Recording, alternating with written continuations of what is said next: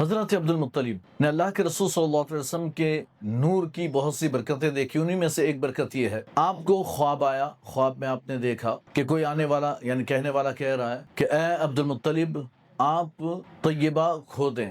عبدالمطلب نے پوچھا یہ طیبہ کیا ہے؟ تو جواب ملنے سے پہلے ہی وہ شخص غائب ہو گیا. دوسری رات پھر خواب آیا، خواب میں کہا گیا کہ مدنونہ کو تلاش کریں. آپ نے پوچھا یہ مدنونہ کیا ہے؟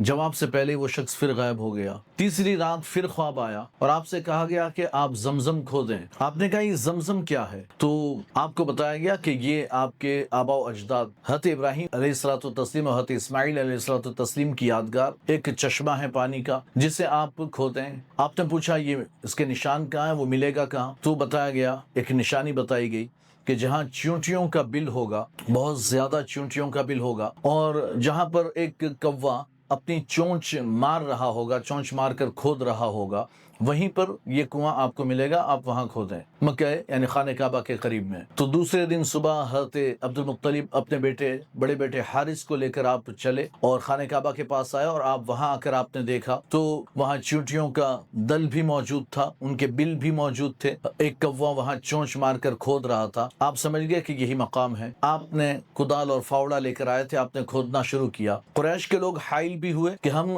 اس مقام کو کھودنے نہیں دیں گے، کہ یہ ہماری قربانی کی جگہ ہے، یہ ہمارا مذبح ہے، ہم یہاں اپنے بتوں کے نام پر قربانیاں پیش کرتے ہیں، تو ہم آپ کو یہ جگہ کھودنے نہیں دیں گے. لیکن عبدالمطلب نے کسی کی نہیں سنی. آپ اس مقام کو کھودتے گئے یہاں تک کہ پانی کا صاف و شفاف اور شینی میٹھے پانی کا چشمہ وہاں سے نکل آیا، آب زمزم.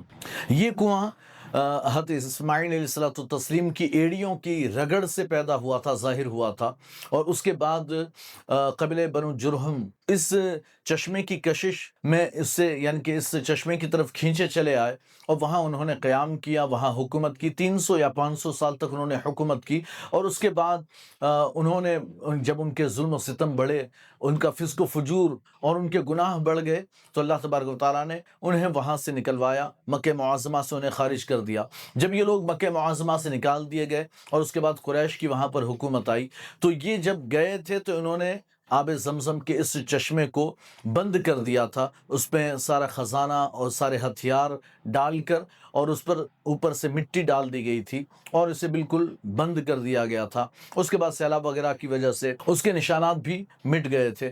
عبدالمطلب نے جب یہ کنواں کھودا تو سارا خزانہ بھی مل گیا، ہتھیار بھی ملے اور پانی کا چشمہ بھی ملا. اور قریش نے جب یہ حال دیکھا تو انہوں نے کہا کہ بھئی یہ تو ہمارے آباء و اجداد کی نشانی ہے، تو اس خزانے میں بھی ہمارا حصہ ہوگا، یعنی اس پانی پر بھی ہمارا، یعنی اس کی حفاظت میں بھی ہمارا حق ہوگا.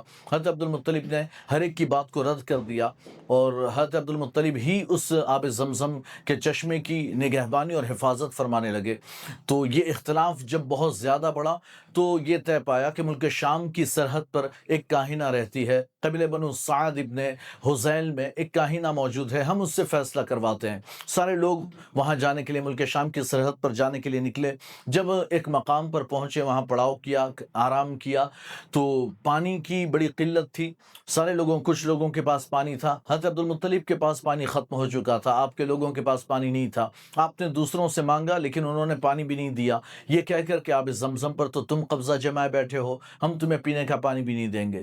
تو یہ حالات دیکھ کر حضرت عبدالمطلب پریشان تھے. آپ نے سفر آگے بڑھانے کے لیے اپنی اونٹنی کو اٹھایا تو اونٹنی کے نیچے سے ایک پانی کا چشمہ جاری ہوا، بڑا ہی میٹھا پانی اور صاف ستھرا پانی تھا. عبدالمطلب نے پیا، آپ کے ساتھیوں نے پیا، اور سارے قافلے والوں کو بھی آپ نے پلایا. انہوں نے اپنے برتنوں کو بھی بھر لیا، اپنے جانوروں کو بھی پلایا. جب کفار قریش نے یہ حال دیکھا کہ عبدالمطلب کے لیے پانی جو ہے زمین سے نکل آیا ہے، چشمہ پھوٹ آیا، تو انہوں نے کہا کہ اب ملک شام جانے کی ضرورت نہیں، ہم سمجھ گئے کہ اللہ کے ہاں تمہاری ایک خاص شان ہے، اللہ تبارک و تعالیٰ نے تمہارے پینے کے لیے زمین سے چشمہ نکال دیا، تو یقیناً آب زمزم کی ملکیت بھی اللہ نے تمہیں عطا فرمائی ہے، تو تم ہی اس کی حفاظت کرو.